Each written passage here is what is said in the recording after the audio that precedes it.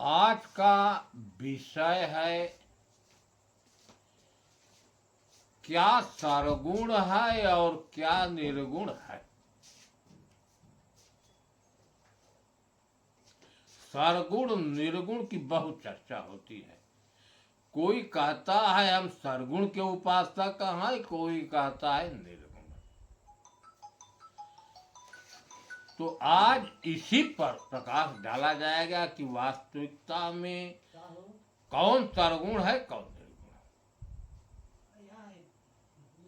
देखिए, सरगुण और निर्गुण का ज्ञान शरीर तल पर होता है। तो पहले हम शरीर के बारे में देखें। यह शरीर 4 तत्वों से बना हुआ है, वायु अग्नि जल पृथ्वी, और जो उसमें खाली स्थान है वह पोला आकाश तत्व, क्योंकि आकाश पोला है। इसमें 5 ज्ञानेंद्रियां हैं, 5 कर्मेंद्रियां हैं। ज्ञानेंद्रियों से प्रकृति के विषयों का ज्ञान होता है, जैसे शब्द, स्पर्श, रूप, रस, गंध। यह विषय है 5 तत्वों के। इसका ज्ञान ज्ञानेंद्रियों से होता है। ज्ञानेंद्रियां कौन है यह भी देख ले। कान जो है शब्द का बोध कराता है, आंख जो है रूप का बोध कराता है, त्वचा जो है ठंडा है कि गर्म है, नरम है कि कड़ा है, इन सबों का बोध कराता है। नासिका जो है गंध का बोध कराती है, और जिह्वा रस का बोध कराती है। इसलिए इसको हम ज्ञानेंद्रिय कहते हैं। इसके बाद देखें 5 कर्मेंद्रियां हैं। हाथ जो है लेना देना, पांव जो है चलना, मुख बोलना, खाना पीना, गुदा द्वार से मल त्याग, लिंग से पेशाब और यह कर्मेंद्रियां। इतने, और इसमें 10 प्राण है। प्राण है अपान है, समान है, व्यान है, उदान है। प्राण वायु से श्वासा चलती है, अपान वायु से पेशाब, मल अर्थात जो चीजें बाहर निकलती हैं अपान वायु की क्रिया है। व्यान वायु का मतलब पौड़ना, तैरना, हाथ मुंह फैलाना। उदान वायु का उठना, समान वायु का बैठना। यह क्रिया इन 5 प्राणों से की जाती है। इसके बाद है कूर्म वायु। कूर्म वायु से हमारी पलकें गिरती हैं, खुलती हैं। कृंकल वायु से छींक है। नाग वायु से ढकार, देवदत्त वायु से जम्हाई, और एक वायु है धनंजय वायु, जिससे शरीर फूलता है। इतने समुदाय को मिलकर शरीर बनी है। यह शरीर के साथ रहते हैं। अगर शरीर का विनाश हो गया तो इनका भी विनाश हो जाता है। शरीर एक घर है। अब घर में रहने वाले कौन लोग हैं, अब इस पर विचार करना।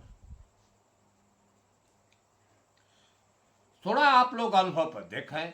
इस घर में रहने वाला है एक आत्मा। उसी को चेतन भी कहा गया है, राम भी कहा गया है, ब्रह्म भी कहा गया है, हरि भी कहा गया है। सत सत्पुरुष अनेक नामों से एक को भी कहा गया। दूसर की है उसकी माया शक्ति। उसको अंतःकरण भी कहा जाता है। अंतः माने भीतर, और कारण माने करने वाले, शरीर के भीतर क्रिया को जन्म देने वाले यही हैं। जब तक हम आप होश संभाले हैं, इस शरीर को चलाने वाला अंतःकरण ही होता है। प्रधान है मन और बुद्धि, लेकिन इनके पास स्वयं की सत्ता नहीं है। यह चेतन की ही सत्ता से चेतन होते हैं। कैसे होते हैं, थोड़ा इस पर विचार कर लिया जाए कि आग और लोहा दो चीजें हैं, दोनों भी जाती हैं, सजाती नहीं। कभी आग और लोहे का जब संपर्क हो जाता है तो लोहा लाल हो जाता है और गर्म हो जाता है। यह विचारणी बात है कि लोहे में जो गर्मी है और लालिमा है वह अग्नि की है, लोहे की नहीं। केवल संग के चलते लोहा लाल हो गया और गर्म हो गया, उसका स्वयं का गुण नहीं है। उसी प्रकार इस शरीर में रहने वाला जो चेतन आत्मा है, उसके साथ अनाज काल से यह अंतःकरण है, माया शक्ति, जिसको हम मन चित्त बुद्धि अहंकार करते हैं। अंतःकरण के जो परिवार हैं, मन चित्त बुद्धि अहंकार, उनके अंदर जो चेतना है चेतन की है, उनके पास क्रिया करने की शक्ति जो है चेतन की है, सोचने विचारने की जो शक्ति है चेतन की है, उनकी स्वयं की नहीं। लेकिन इनका संबंध अनादिकाल से है। अब यह विचारणी बात है कि इसमें चेतन भी है और उसकी माया शक्ति। गुण किसके पास है, किसके पास गुण है, अब यह देखना है कि गुण वास्तविकता में क्या है, किसे गुण कहते हैं। गुण कई ठो है हमारे शास्त्रों में, 3 गुण हैं, सत रज और तम।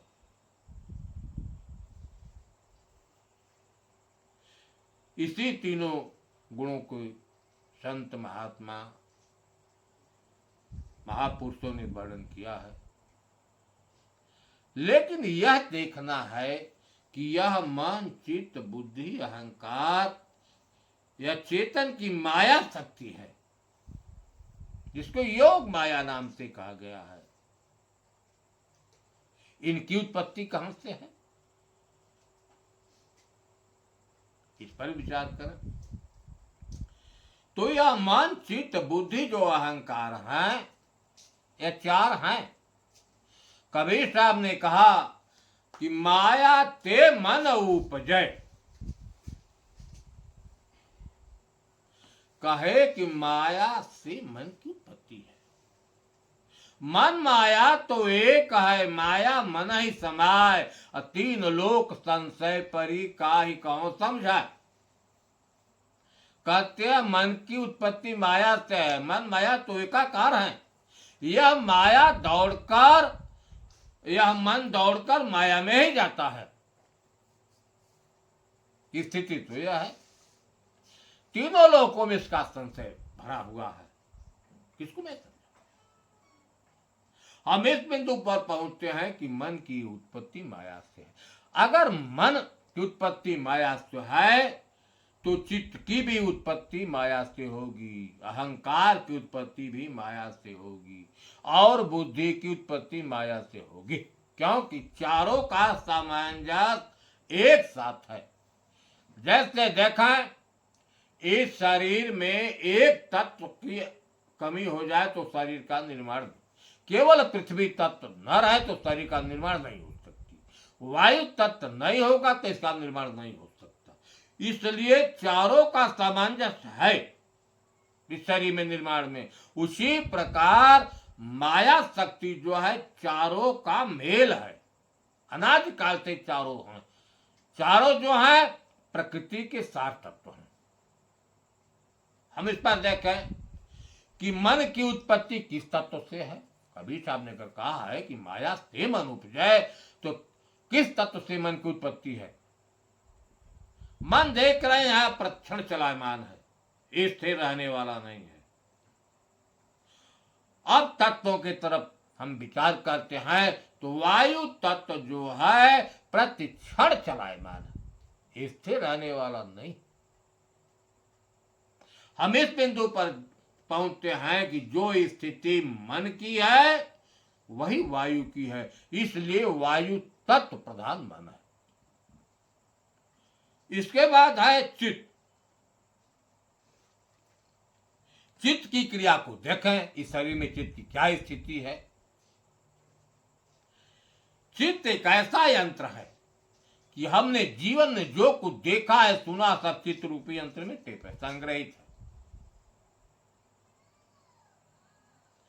शरीर पर जब किसी प्रकार की संवेदना उत्पन्न हो जाती है तो चित्त में नाना प्रकार की तरंगें उत्पन्न हो जाती है। संवेदना क्या है इस पर भी जान लें। इस चित्त में कान के द्वारा कोई शब्द बोल दे, गाली दे दे, कड़वा वचन कह दे, कोई एक थप्पड़ मार दे, मतलब शरीर पर जो ही अनुभव हुआ, शरीर को अनुभूति हुई कि चित्त के अंदर नाना प्रकार की तरंगें उत्पन्न हो जाएगी। क्यों गाली दिया, क्यों मारा, उत्पन्न होगी और विलीन हो जाएगी। अब हम जल की तरफ देखते हैं। जल जो स्थिर है, जल में तरंगे तभी उत्पन्न होगी जब हवा लगेगा, लहर, तब लहर उत्पन्न होगी। जल स्थिर है, उसमें एक रोड़ा हम फेंक देते हैं कंकड़ का, उसमें तरंगे उठना शुरू हो जाती हैं, उत्पन्न होगी और उसी में विलीन हो जाएंगी। आपने देखा जो चित्त की स्थिति है वही जल की स्थिति है। इसलिए हम जल की जो है चित्त का सार तत्व है, अर्थात जल से ही चित्त की उत्पत्ति है, क्योंकि जो गुण कर्म स्वभाव चित्त का है वही जल। इसके बाद हम चलते हैं अहंकार। जहां अहंकार आता है शरीर गर्म हो जाता है। अहंकार के चलते ही क्रोध की उत्पत्ति होती है। मैं अब मेरा तेरा को कहने वाला अहंकार ही है। अहंकार जहां आता है शरीर गर्म हो जाती है। अग्नि तत्व भी गर्म है, इससे यह सिद्ध होता है कि अहंकार अग्नि तत्व प्रधान है। अब इसके बाद देखें, बची बुद्धि और वहां पृथ्वी तत्व। बुद्धि जो है ज्ञान संपन्न है, बुद्धि के अंदर ही ज्ञान होता है, विवेक होता है, विचार होता है, वैराग होता है, क्या सही है क्या गलत निर्णय करने की शक्ति है। मन अगर मतवाला हाथी है तो बुद्धि महावत है। महावत के पास अगर अंकुश है, अंकुश क्या है, विवेक, तब महावत जो है हाथी को बस में कर लेता है। अगर अंकुश नहीं है तो महावत हाथी को बस में नहीं कर सकता, हाथी मनमाना करेगी। तो विवेक, विचार, बुद्धि तत्पर है। बुद्धि ही मन को, चित्त को और अहंकार को कंट्रोल करने वाली है। अब आइए पृथ्वी तत्व पर। यह शरीर आप देख रहे हैं पृथ्वी के तत्वों से बना हुआ है। इसी पृथ्वी तत्व के भीतर अग्नि भी है, वायु भी है, जल भी है और खाली आकाश भी है। तो इसी पृथ्वी तत्व के भीतर ही प्रदर्शित हो रहा है। सबको समाहित करके पृथ्वी तत्व है। हम इस बिंदु पर पहुंचते हैं कि पृथ्वी बुद्धि जो है पृथ्वी तत्व प्रधान। अब यह देखना है कि तीनों गुण क्या है और इसकी उत्पत्ति कहां से होती है। आपने सुना है कि 7 रज तम 3 गुण है। तो सतोगुण क्या है, रजोगुण क्या है और तमोगुण क्या है। इसकी उत्पत्ति का केंद्र अंतःकरण है। गुणों की उत्पत्ति का केंद्र अंतःकरण है। यही जीव की माया शक्ति, यही से उत्पन्न होता है। बुद्धि के अंदर जब सत्य के जाने का मार्ग है, सत्य पर पहुंचने का रास्ता है, जैसे यज्ञ करना, दान देना, भूखा दुखा को वस्त्र देना, ईश्वर भजन करना, परमार्थ काम करना, अर्थात वह काम जिस कर्म से यह जीव जो है अधोगति से बचकर उच्च लोकों को प्राप्त होता है। अगर यह कर्म कामना को लेकर करता है, ज्ञान है, प्रज्ञा संपन्न है, काम नेक है, लेकिन इच्छा को लेकर करता है तो वही इच्छा बांध देती है। ज्ञान का अहंकार है तो यही अहंकार जो है बांध देता है। सतो गुण में ज्ञान प्रदान होता है, लेकिन कामना को लेकर किया जाए तो बांध देगा, इसका परिणाम हो जाएगा। रजोगुण, रज माने होता है रस्सी, रस्सी का काम बांधना है। जब रजोगुण उत्पन्न होता है तो मनुष्य के अंदर लोभ उत्पन्न हो जाता है, सांसारिक वस्तुओं की इच्छा हो जाती है, कामना हो जाती है, चाह हो जाती है, स्त्री प्रसंग की कामना जागृत हो जाती है। यह राग रूपी रस्सी में यह जीव, यह प्राणी बच जाता है। रजोगुण में लोभ प्रधान है। इसके बाद होता है क्या कि तमोगुण। तम माने होता है अंधकार। अंधकार क्या है, अज्ञान दशा। अंधकार जब उत्पन्न हो जाता है तो मनुष्य को कुछ नहीं दिखाई देता। मनुष्य के अंदर जब अज्ञान उत्पन्न हो गया, मोह उत्पन्न हो गया, तो जो नहीं करने योग्य है वह कर्म करता है, जो करने योग्य है उसको नहीं करता। मांस, मदिरा, शराब, व्यभिचार जो संतों ने वर्जित किया है, तमोगुण उत्पन्न हो पर यह प्राणी उन कर्मों को करता है। तमोगुण का मूल जो है मोह, क्योंकि मोह सकल व्याधि कर्म। आपने देखा कि यह तीनों गुण अंतःकरण से ही उत्पन्न होते हैं, जिसमें मन और बुद्धि प्रधान है। आत्मा इन गुणों से परे है। आत्मा तो इन सब का साक्षी और दृष्टा है। अब हम शास्त्रों की तरफ चलते हैं। वही भगवान शंकर ने माता पार्वती से कहा कि गुणातीत सचराचर स्वामी राम उमा सब अंतर। जो राम है वह गुणों से अतीत है, परे है। जितने चर अचर हैं, चाहे स्थावर हो, चाहे जंगम हो, चाहे अंडज हो, चाहे पिंडज हो, सबके स्वामी हैं, अर्थात सबको प्रकाशित करने वाला है। सबकर परम प्रकाशक जोई राम अनादि अवधपति। वह राम जो है गुणों से परे है, क्योंकि गुणातीत है।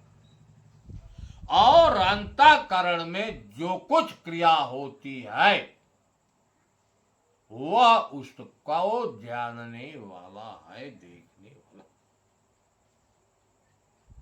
वह राम तत्व, यह वाणी भगवान शंकर ने पढ़ा, कहा कि गुणों से अतीत है।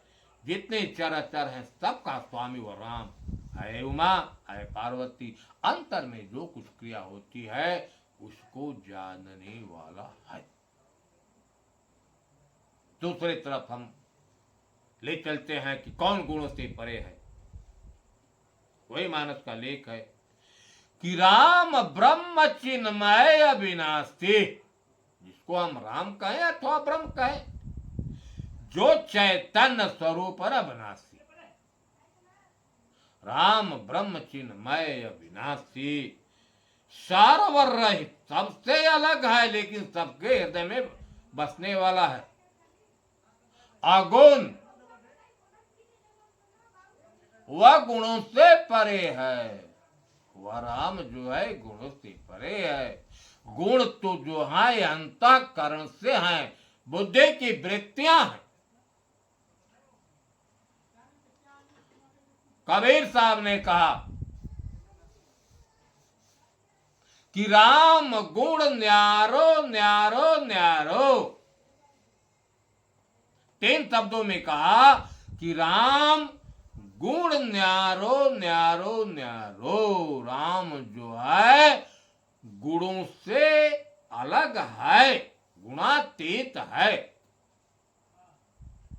अबुझा लोग कहाँ लो बूझे, बूझनिहार विचारो।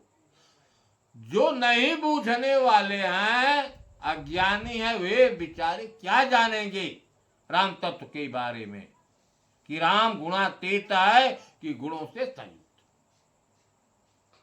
जो जानकार है वह तो विचार कराए कि राम जो है गुणों से परे है। आपने देखा कि गुण जो है अंतःकरण से है।